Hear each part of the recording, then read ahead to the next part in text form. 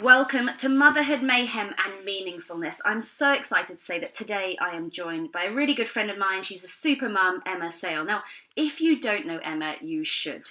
She's a CEO, she's an author, she's a wife, liberator, feminist, but most importantly to me today, she's a mum of three amazing little ones, Rafferty, Lily and MJ. Now, Emma and I, we've been acquaintances for donkey's years. I can't even remember. I think Emma kissed one of my friends a long, long time ago. But around 8 years ago, we became friends, this chance meeting in a friend of ours' shop. She's a designer, Tabitha Webb. She's going to come on the podcast. And then I think we were both trying to blag a free dress for a red carpet. Sounds about right, doesn't it? Yeah, I think maybe you were blagging the dress and I was letting my newborn at the time crawl all over the dress. Oh, well, that sounds about ideal. Motherhood, there we go. Yeah. Now, Emma, you're absolutely stunning inside and out. I have to say, I think first time I met you, you're slightly intimidating because you exude power, determination and success. And as a fellow person who is very driven in life, I'm very attracted to other females who have the same traits as me. But underneath, you've got this incredible heart. You're an amazing friend. You're soft, you're mushy, you've got this caring side, you're completely loyal. Don't make me cry. No, I'm sorry. I know you've had no sleep forever, but you're an all-round superwoman. Now, I didn't want to start with that because I know you hate labels. So let's just start with that. Thank you for joining me today. You are a superwoman. Do you mind me calling you that? I don't mind. Is that an okay one? No, superwoman. Because you do hate mumpreneur. And actually, you are up there with the most successful, especially in terms of my friends, in terms of running a business and being a mum and managing to juggle it all, which I don't really get how you do that. No, I think the mumpreneur label is more, I just don't see the need for a label. You're an entrepreneur, you're not an entrepreneur. And I think sometimes if you add the word mum or mother before a lot of working labels, business labels, it's kind of slightly patronising and as if someone's gone, oh, well done you for having a hobby. We don't say dadpreneur. We don't say working dad. And also having been, being the CEO of a company and doing a financial raise last year and another one this year and seeing how actually a lot of the city boys and guys in finance treat you the minute you've got the mother label attached to you, or when I've had conversations with VCs and people and it's very sort of boy heavy, and there's been this big study out this year by the British Business Bank about the lack of funding in female founded businesses.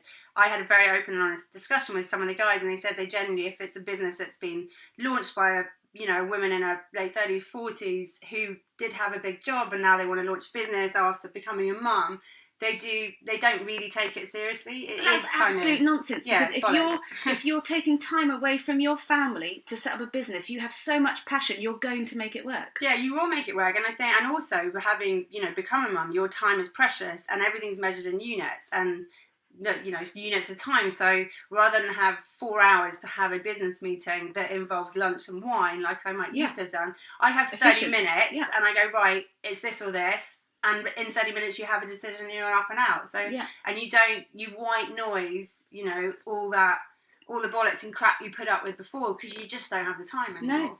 And being, running your own business, do you seek other mothers to employ, or your business is quite a younger generation business, so do you noticeably not employ mums or choose to employ them? To be honest, what's kind of happened in our business, there's about 15, I think there's 15 in our team now, is actually people have become pregnant whilst working for the business. So we have a very flexible working setup. And most people are in the office Tuesday, Wednesday, Thursdays, the hours are 10 till 4. The rest of the time you work from home. We've had some girls, one girl works from home 4 days a week, just comes in on a Tuesday. Our operations director came back to work after 3 months. I had to stop her emailing after a week of giving birth. She's a machine. But she, for a year, worked from home for the whole year. But she works and got everything done. So, my thing is, as long as it's being done, and I find actually a lot of time if people do work from home or in their own hours, a lot more is done than sort of sat there 9 to 5 watching the clock tick and thinking you can check out at 5 p.m.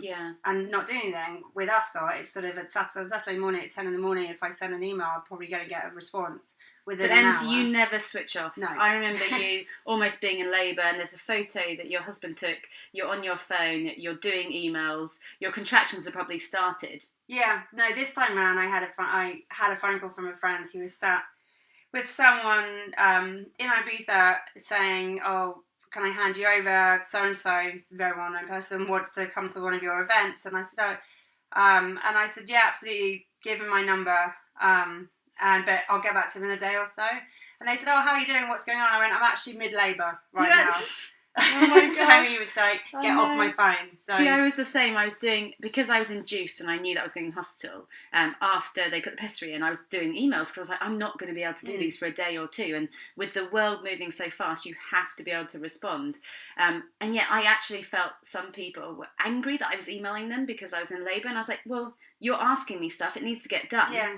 And so also, to me, it's, my job, my work isn't stressful. It's my passion. It's been, 13 years of this business, and I love it.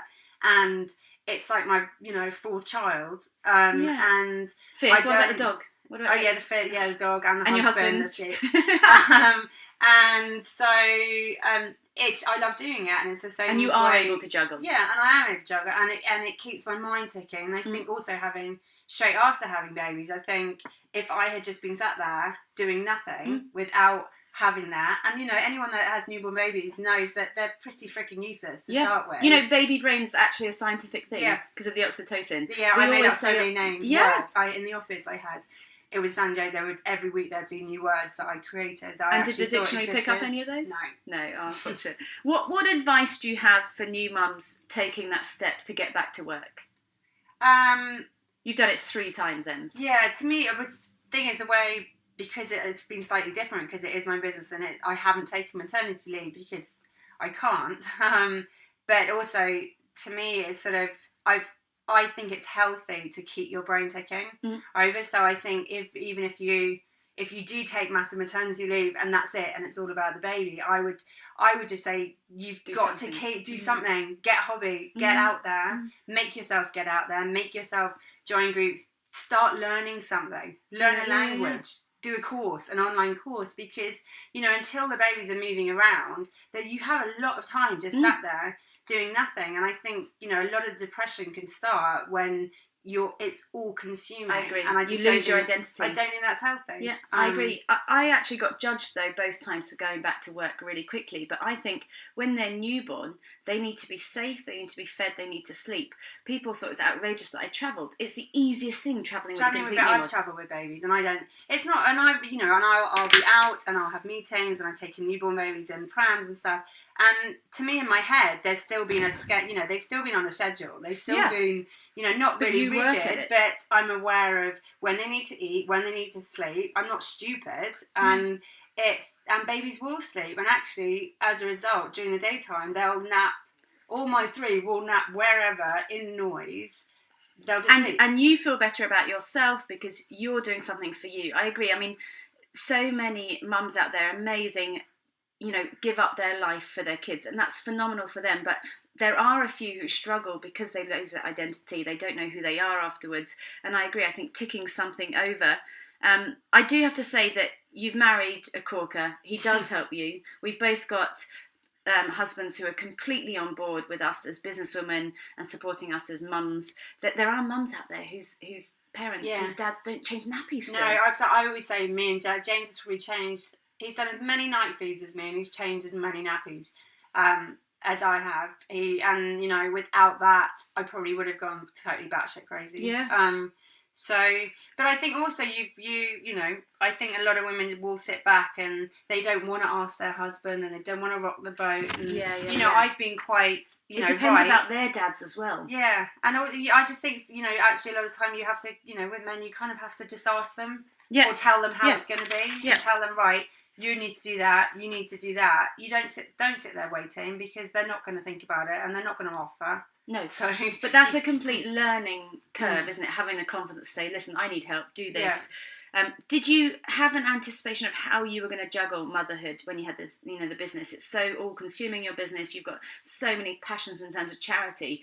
To add babies into that, was that something you were scared about? It was, to be honest, with baby number one, it was a very junk New Year. It wasn't planned. Oh, it wasn't? Because it was quite quick. It was quick. Me and James had been together about a year. Yeah.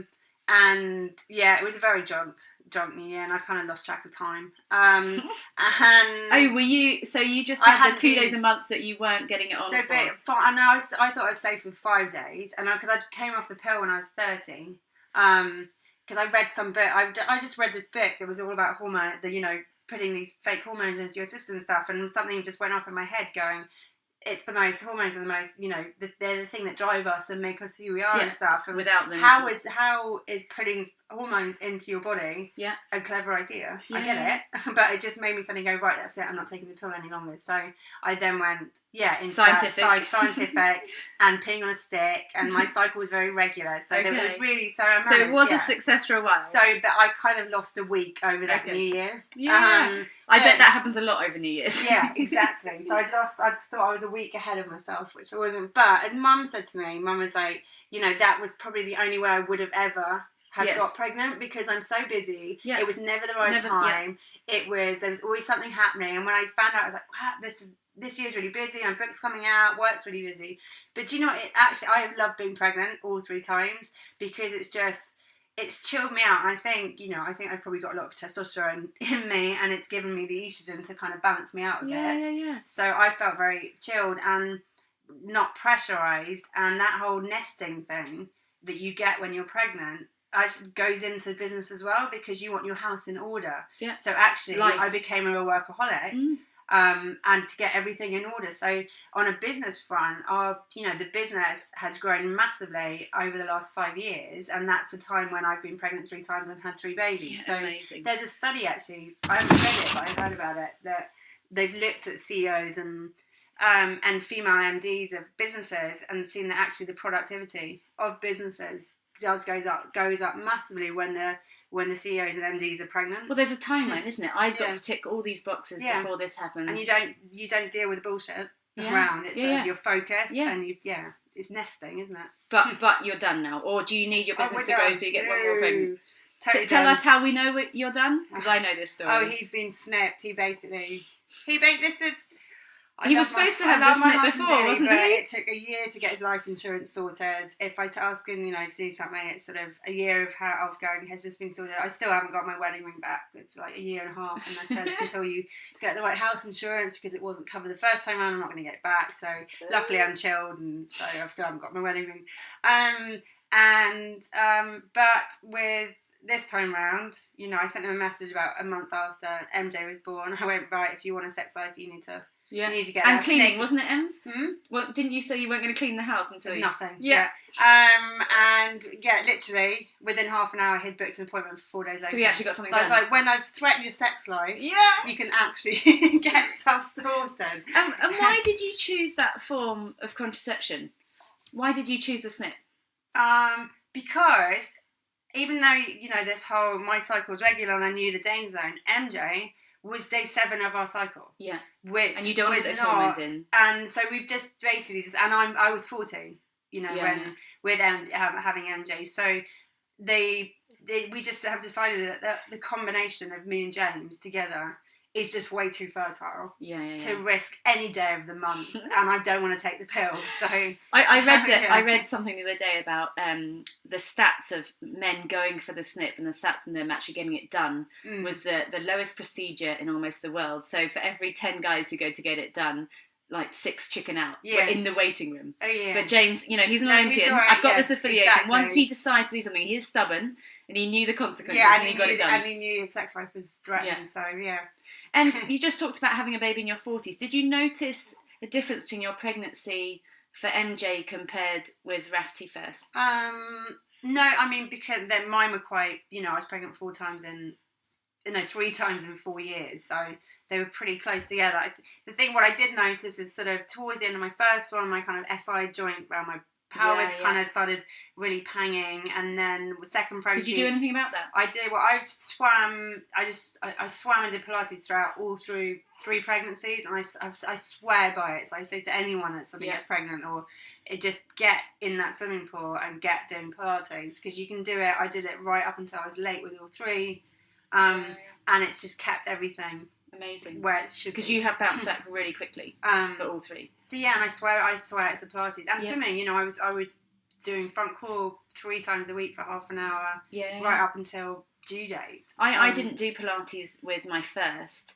I kept lifting weights, and I think because of that I had a really tough labour, because I wasn't able to release and I had no control. Whereas for my second, because of you, I did loads of Pilates, I did reformer, and amazing. My core stitched back together straight away. Yeah, it is incredible. I do think that's great. I mean, it's not everyone has access to it, but now there's YouTube. Yeah, and that's the thing. You can YouTube and apps. There's Pilates apps and stuff, so you can, there's free ones. So you can just lie on the floor at home, and it's straightforward to do. How did you feel the first 3 months of pregnancy? Because I found it really difficult, because you're not allowed to tell anyone you're pregnant. You're trying to run a business. You're planning. Knackered. Yeah, you're most knackered. You're feeling not great. And you're planning things in 9 months, and you're thinking, how do I tell these people that I won't be at this event? No, for the first 3 months, I was never sick. I just felt like I had a permanent hangover.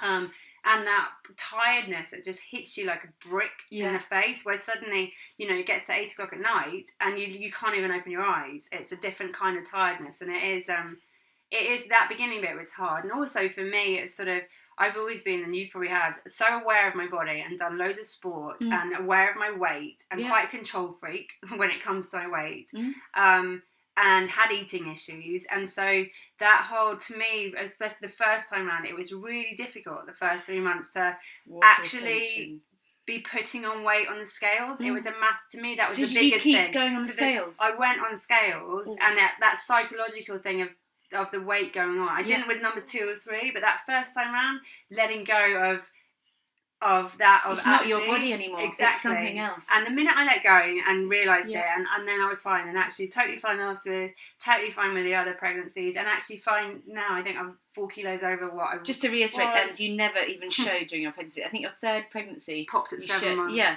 it was quite phenomenal. I'm are tall. Yeah. I always say it's like a 5-star spa resort in my womb. It's just they can stretch out for miles.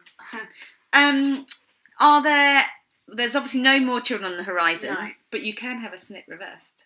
Yeah, I know. I know that. You can. So it's actually a better way, surely, because we're not putting hormones into it. I'm just deciding what to do. We think we're finished with kids. I don't want to be outnumbered. I respect you for being outnumbered by kids. We were sticking at 2. Yep, you do have a madhouse and a dog as well. That's the thing, and I'm kind of, my life is chaos, and everyone said, actually, do you know what? You needed a 3 because it was a bit too neat and tidy. Dog, house, 1 boy, 1 girl was a little bit. Was that the 5-year plan? That was. We rushed through it. Yeah, no, once we'd had 1, we were like, we want to have 2, quite quickly. They're exactly 2 years apart of those 2. But first time, we were lucky again, month 1 of trying for number 2, first attempt, we said as of January, 5th of January, you can see. So that's partly why, we just know that combo, and we're so fortunate, you know what I mean? I've got hundreds of friends who are struggling to, in their late 30s, 40s, struggling to have babies and losing loads, and and it's horrific. So every day I am properly grateful for how lucky we are. Yeah, and talking about how lucky you are, you've had to fight for MJ. It's been a really brutal few months. I don't know if you want to talk about it. Yeah, no, I don't. We'll both try and not get emotional, because she is the happiest little soul. She's the most but she's a battler, isn't she? Yeah. So she just had a cough last year from on and off, and I went to the doctor about 3 times, and they just said it's viral, nothing. They eventually succumbed and gave me antibiotics, but it didn't really make much difference. And then she went quite floppy the week before Christmas, and she's a big eater, so she just sort of didn't take, was pushing the bottle away, so she would have been just 3.5 months, 4 months. And then the temperature, so we took her into A&E, about the 20th of December, I think it was, and she went downhill quite fast, and they made the call to intubate her and get her over to a children's hospital. So we ended up spending. So did she have wires? So she had, so she was. That was quite brutal. because you just hear, especially, and even putting the feeding tube in, they get you to leave the room, but you can hear them yelling. And God. But again, it was that was the hardest bit. The first time it happened, because you have to relinquish control. You just you have to completely put trust in people you don't know, that they've basically got, and you have to stand back. And you can't you're fix a control it. freak. Yeah, and you can't fix it. I can't help it. So, and I remember being on my own, and James was here with the others, and he was going around. And I was just like, just stay there. You don't want to hear it or see it. And then she went to the Royal London Hospital because she didn't have a bed anywhere else, and was intubated over Christmas and New Year. So we were there Christmas, New Year. Christmas. Luckily, Raph. Did Raph understand? He understood that she was ill, but luckily on the Christmas front, he is still at nursery, so Father Christmas was coming that week, so he didn't know when Christmas Day was, so we managed to stretch. And he went into nursery that week because it's a 51-week nursery, which is amazing. Went into nursery on like the 27th or 28th and 28th of December, just to have some continuity kind of thing while all the madness going on. So Lily and Raph went into nursery, and his friends were all talking about what they got for Christmas, and I heard Raph say, "Oh, Father Christmas isn't. He's coming to our house when MJ comes out of hospital." Lovely. So he kind of, even though before he got it, he wasn't getting upset. So so Father Christmas actually came on the morning of the 1st of January. I don't even know how you could even think about Christmas. That shows your dedication to your family. So me and James, again, teamwork. We alternated every 24 hours. We'd swap. In the hospital. Slept in the hospital. We slept in the hospital, and then the next morning we'd swap. And Mum is 10 minutes down the road. Amazing. Family have been amazing. So it'd be a case of Christmas Day. James dropped them off at my mum's house. Drove over to the hospital. I'd got in the car, drove back. So I spent Christmas Day lunch and Christmas Day night with them. And then the next morning I did the same thing. Boxing Day, dropped them off and then swapped with James. So we were kind of backwards and forwards. How bad did it get? Like what? She had pneumonia and bronchiolitis, so she was bad. But there wasn't any point. I think I said to you earlier, there wasn't any point where I was panicking because we got her in early. She was tubed up early because of mother's intuition. It was exactly, and it was the Friday before Christmas, and I just thought, let's get. Do you know what? Tomorrow's Saturday.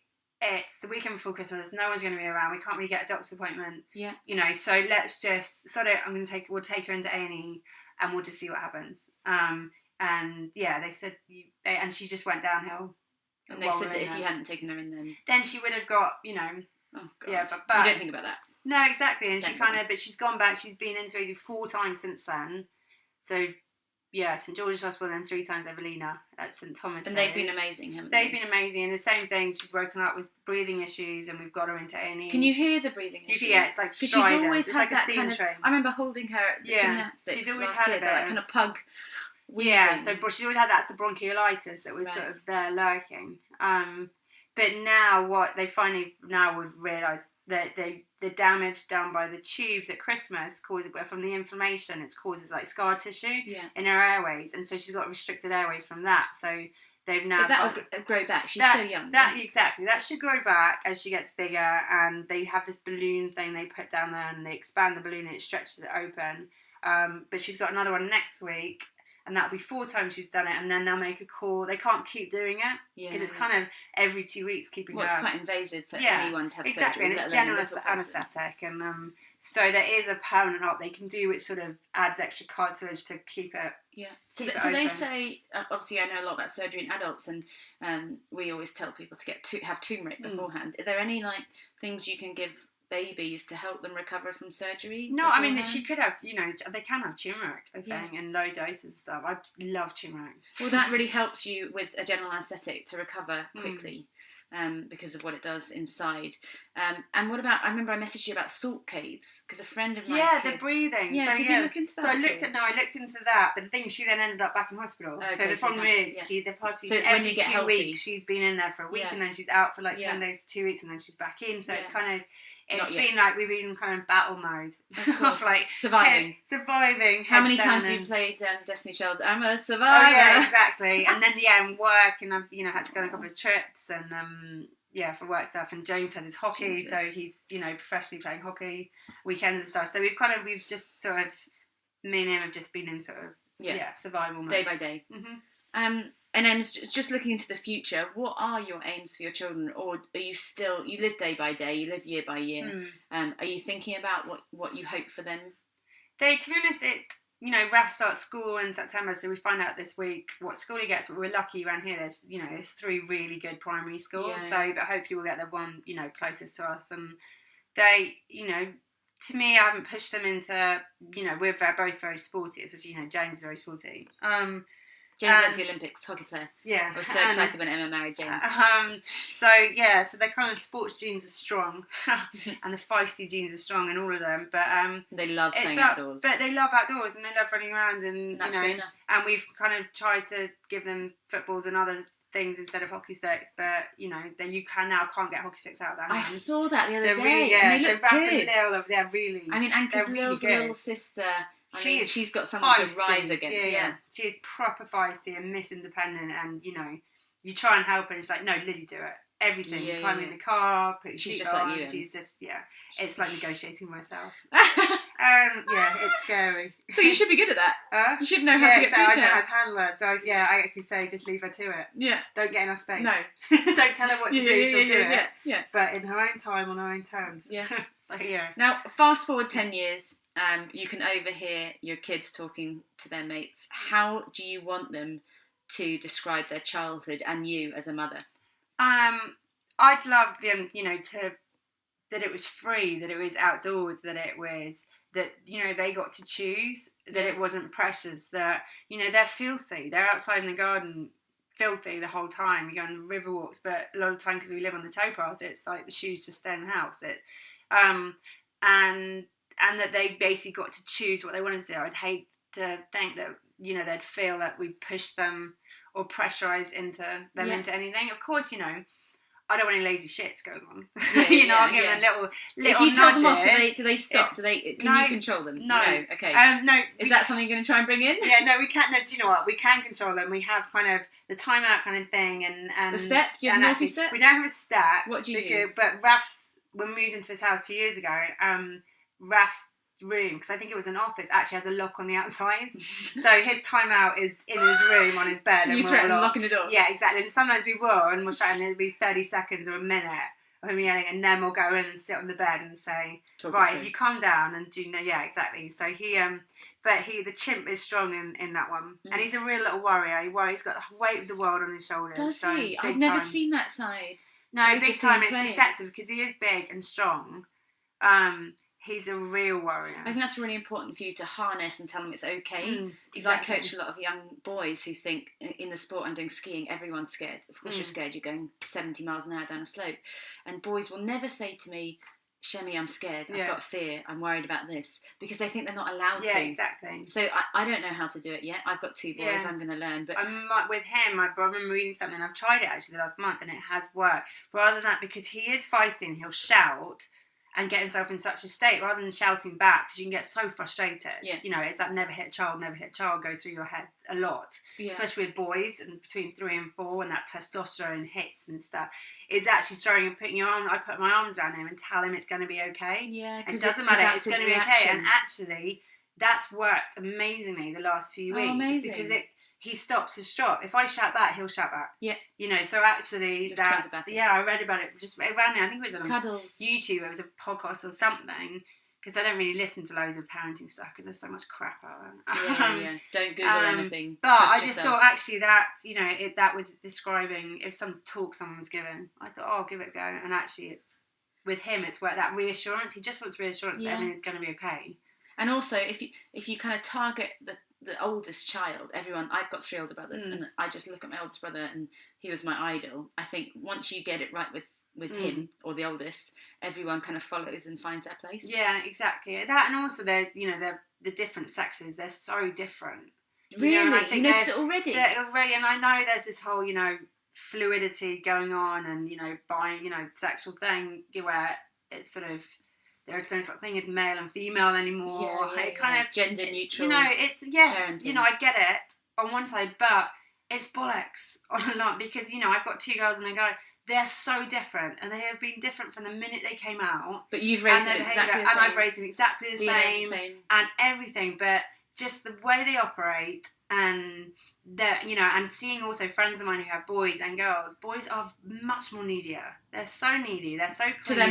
To their mums especially, and they need more reassurance. And I think, and this isn't a sexual, they're not treated any differently. No. And also, stuff like the whole pink and blue stuff. Do you know what, Lily? She's a real feisty outdoor sports girl. Yeah. She loves the glitter and the bling, and she will go to that. If you ask her to choose stuff, she'll automatically go to that thing. So it kind of, do you know what, I just think the world's gone a little overthinking. bit overthinking. I've got a young boy I coach, and at his school he's 14, and in his year he's got 3 boys who don't see themselves as boys or girls yet. And he says they're so confused, but they get so much attention from the school because they have to now, and they get away with everything. And I said, how do you feel about that? He's like, well, I think it's an easier way to go through life because people let them, they can't be naughty. And there's no responsibility, and it's like, you've got to tiptoe around and stuff. And it's, I get it. And there are some kids, I know friends who have kids who are generally, confused. And there is that psychological, you don't associate with being, you're in a boy's body, but you associate with a girl. And I get that. That's all absolutely 100%. But biologically, you are either, X, Y or XX. You really are. And it's like the same with athletes. Yeah. There's this big uproar about letting, the trans compete as females when they were born men. And they've got I just don't, exactly. I just don't think, I think for things like that, competing sports-wise, it should come down to biological. Yeah. Because you can't change that. No, I agree with that. That's a whole other subject. Yeah, that is. I saw Sharon Davies going for it on Twitter last week. Oh, I saw that. Yeah. I was like, yeah, you go. Yeah, I was very impressed by that. Has being a mother changed you? Has the expectations lived up to the reality of it? Do you know what? I didn't, because I've kind of been so busy in my life and so driven. I haven't been one of those people that, being a mum drove me when I was little. Some people have that, that's all that drives them, is to be a wife and a mother, and I completely respect that. And that's just not what my drive was. My drive was get out there and rule the world and go and do stuff. And so it's sort of, I never felt like something was missing. And I remember having a conversation with girlfriends before I was pregnant with Ralph that summer, just saying, I'm so happy. So my life is so complete and fulfilled that if I never have babies, I never have babies. But James wanted babies, didn't he? Not that, no. I mean, he was young. He's 5 years younger than me, so it came as a little bit of a shock. Yeah, high five to our boy. So he'd only just retired from international hockey and was trying to sort out what he was doing work-wise. I don't think it was, ideal timing. But he's massively stepped up on that front. But But did you feel pressure? We were talking about this before, that no one really talks about the nitty-gritty. Motherhood is amazing. Neither of us would change it for the world. But pregnancy, labour... Oh, it's fucking horrendous. Yes. Even motherhood's horrendous. Yeah. It's like, my anxiety levels I was never an anxious person. They're through the roof. I'm on bloody anxiety meds. Is that because of what's happened with MJ? No, luckily, I was on them before MJ went to hospital. So I went on them in November because I think I fought it.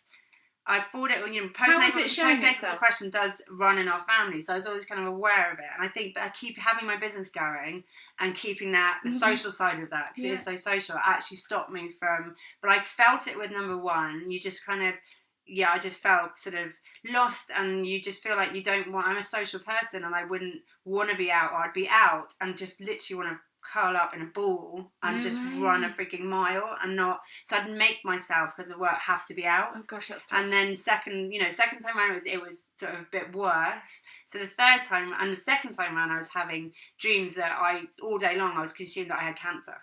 It was, I walked into a doctor after having Lily and went, I've got cancer, find it. And I was laughing, and she went, why do you think you've got cancer? I went, I don't know. I'm just, it's all consuming. I'm dreaming it. I'm dreaming it in the daytime. I'm dreaming it at night time. It's, and she said, then you've got it's anxiety. Yeah. If it's going to subconscious in that. So but I didn't do anything about it then. I sort of then just kind of snapped out of it a bit and was fine, was busy with work. So the third time round, it just, the cancer and everything went. I had to fly to New York when MJ was 6 days old and had a bit of a panic. I was there. That was you setting the business up there. Yeah, so I And so, I came back, and it was just sort of, it was keeping me awake, the heart rate going at 3,000 miles per hour, you my lost stomach control, going. You were not in control. It was just this, I'd wake up feeling sick, it was... So it's physical and mental. So it was both, and I just went in, and I said, right, I'm kind of now acknowledging that I hate any kind of medication, but... And the doctor was lovely, he actually... And for you to ask for help, Ems, is a big thing. And he said, look, I can arrange sort of the counselling, the CBT stuff, and he said, but by the sounds of it, you don't have time to do that. You won't have time to do it. Yeah. So it's a mild course. I can do the mild course anti-anxiety, and literally from day one, it's just taken the edge off. Amazing. It's still kind of there, but it just takes that spiralling and the edge off. And I know it's temporary. You wouldn't get addicted to it. No, not at all. And I know it's not forever, but it just sort of. So actually, I think I started in November and then went to hospital in December, and actually perfect timing. Yeah. Oh my God, without it, can you imagine? That and wine, I've sailed through the last few months. There you go. Oh my God, you are absolutely amazing. Right, let's change it to something kind of external and out of your control. In a world full of amazing mothers, is there someone who you admire the most? To be honest, my own mum is an absolute ball of steel. She's just amazing. You've met her, low. She's incredible, and she was alone and on her own, and no money, after dad being an ass and stuff, and in her 50s, and went on and found happiness, remarried. She's just ballsy. She gets out there and she does it. She gets stuff done. Growing up, we lived in Berlin, and I was about 12, and she organised a big food and medicine convoy from when the wall came down from Berlin through to Russia, and she did all that. So she's just the grit in her. Is it hard? So my mum was similar, like the most vivacious, amazing woman. Do you find it hard to live in her shoes because they've set such a high pathway to follow? I think it's different. I think with me and Mum it's different because she was an army wife, and what she's done has inspired me to actually really dig my heels in, to have my own identity and to get out there and do my own thing, because she was had it but had a very controlling husband who didn't let her. Yeah. So I've seen someone that had that, but then was caged. But was caged. So it's kind of it's made me massively sort of go push back, and so rather than a mother who's had a really high powered career, and you just think, oh, I can never do what she did. It just seemed her and how and how she is now, and she gets out there and what she's done in the last decade. And she's who you would call, if anything. Yeah, exactly. Yeah. She's my hero. Her and Dolly Parton. Oh, yeah, you read that? Bloody love why's her. That? She did. Do you know what? I grew up listening to country music, and Mum always had Dolly Parton singing in the car, and all her songs are real stories. And as with any country music, they're proper stories, very honest, very honest, and she's come from nothing, and she fought as a woman as well. She went into she was a wrestler, front and centre, went into a very male industry, got treated like crap, and she's just sort of. She'd look after, I think she's one of 9, look after her younger siblings and stuff, and lives in a shack, and she's just, as a woman, who's, amazing. And she's awesome. You've seen her perform as well, haven't you? Yeah, 3 times. Yeah. And she's meant to be lovely as well. Oh, you got to meet her? No, I haven't yet. Make that happen. Yeah. What is your best piece of mothering advice that you've received? Received? Or given?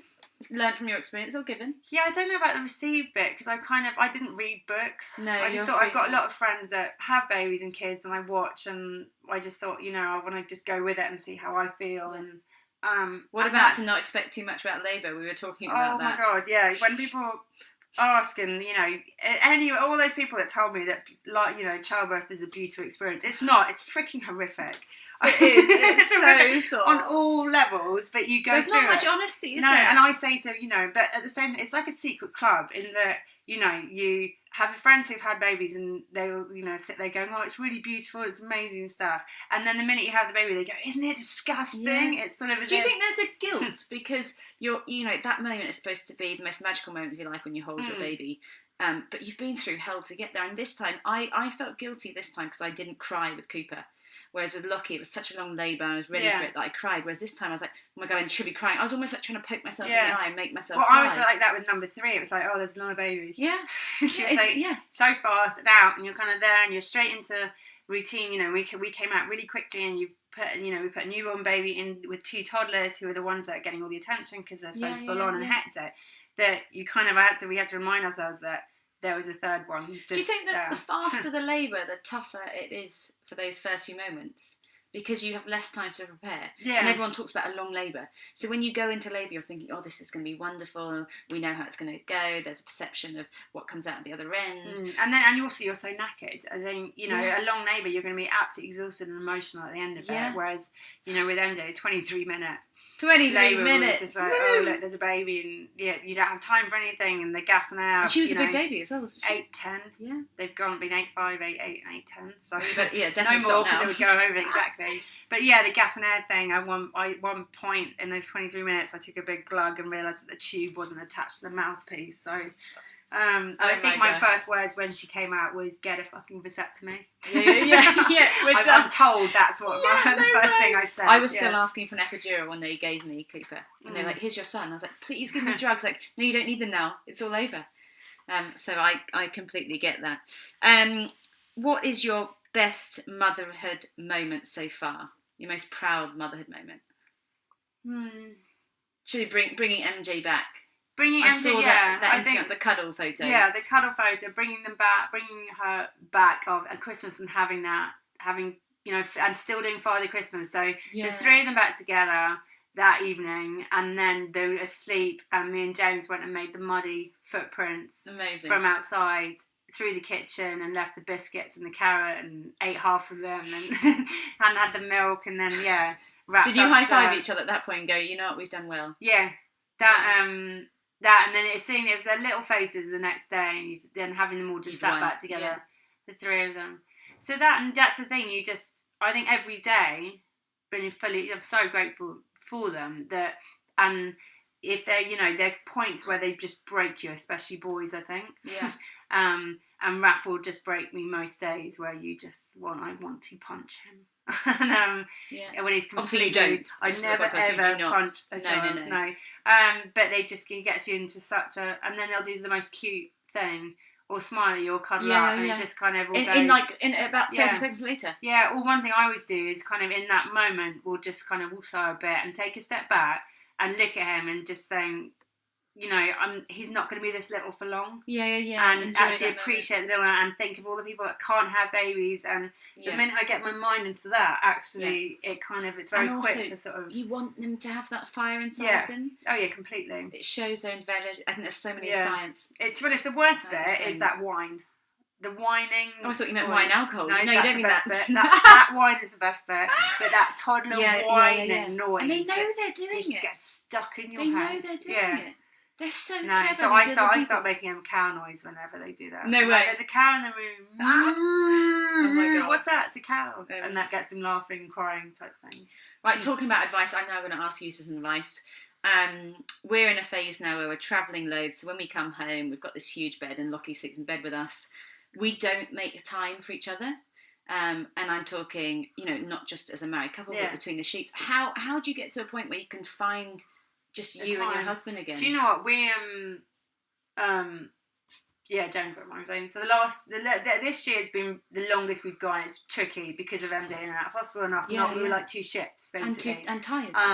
But before that, it's sort of I've been very conscious of it, and it would be quite. And to be honest, because I could go without it. I could, and I think a lot of new mums, and apparently we don't get the birth hormones out of us for 2 years. So for the first, as a biological female animal, for 2 years, the hormones are in you because you're basically protecting your baby. And that's your focus. There isn't any part of that is the sexual part. You're in like mama bear, lioness mode. And that's 2 years it lasts in your body. Wow. So, which I can kind of see because you just don't.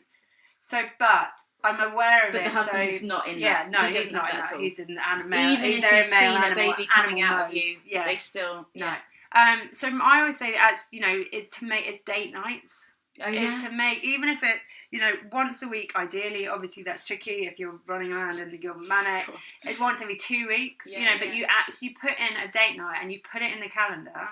Okay. And you get babysitter or get help. Yeah. And even if it's going off for like 3 hours, just that you connect the 2 of you. Yeah. As we really struggle because we've got babies. And you say, right, do you know what? We're not going to talk about. We're going to go, and we're not going to mention the kids once. That's the rule. Do you do a shot every time you mention the kids? No, because that will have the reverse effect. Yeah, that's exactly. Not what so yeah, that I think that's really important for people because and night's the way that if you have got help or can get help. We're lucky. With Mum 10 minutes up the road, and our old au pair with Ref is. We've got amazing. We've bonded with the nursery staff a lot, so actually they've helped us out. So I think that's I'm a control freak with sort of me. Body-wise, weight-wise, and something to do with my work. But what I'm not is, even with work, is I've let go, and I don't know how half my business runs, and I let other people manage it. I trust the people, and in the same with the kids, we've got a great team of people because I just trust them all, and I'm not controlling at all about who looks after them. So that enables me and James to go off for 2 nights. We're going off on Wednesday. Out to do this crazy race. I mean, no, but that's not for you time together. That's to go and save the world. No, but we'll have some night. But it enables us to be able to do that for 5 nights with 3 kids. So we can bugger off. Yeah. Because we've got, a great team of people. And not everyone is that lucky. No. I mean, my mother-in-law is amazing. She lives in Scotland, and I have a friend, but I use them for work. Yeah. So I would feel so guilty saying, can you bond with the nursery teachers because actually we've got about 10 of the nursery lot now that we've become friends with or got close to who actually have come and stayed overnight here or talk to everyone. Be nice to everyone. Everyone could be a babysitter. Everyone. Now, ends on your website, just to kind of conclude, it says, in a world full of Harvey Weinstein's B and Emma Sayle. Was that a you quote or did someone else quote that? No, someone, it was that media. It was a media one that, ended up saying. How did that make you feel? I thought that was quite like that. Yeah, very I'll take empowering. That. We quite like that. Oh my God, it made us laugh in the office. Yeah. Exactly. Well, now listen, I've taken up much of your time. You're the busiest person I know. I just want to say that you are a complete shero. Thank you for talking to me. It's amazing to do this podcast and talk to people I know really well, but still find out new things. So thank you so much. No worries. Good luck with everything. And can I just point out she's got a sleeping baby on her chest as she's. I'm sure my mic is picking this up. The heavy breathing. He does snore a lot and snorts. It's so cute though. Yeah, it is. I wouldn't change it for the world, and it's nice for me to be able to be a mum and still be able to do this because I'm getting cuddles right now. That's where baby Bjorn's the the saviour. I know. Thanks, working mums.